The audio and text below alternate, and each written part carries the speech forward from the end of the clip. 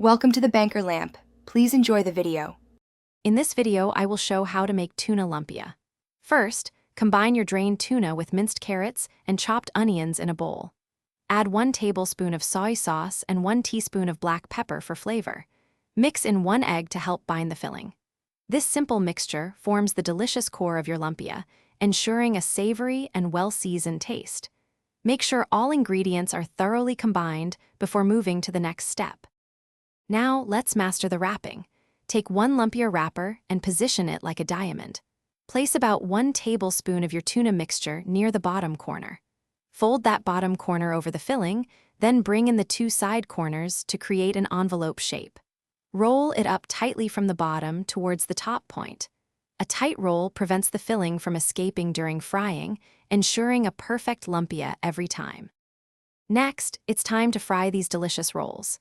Heat about 2 to 3 inches of cooking oil in a deep pan to 350 degrees Fahrenheit. Carefully place a few lumpia into the hot oil, making sure not to overcrowd the pan. Fry them for 3 to 5 minutes, turning occasionally, until they achieve a beautiful golden brown and crispy texture. Once cooked, remove them and let them drain on a wire rack or paper towels to remove any excess oil. Finally, your tuna lumpia are ready to be enjoyed. Serve them hot with your favorite sweet chili dipping sauce for an extra kick of flavor.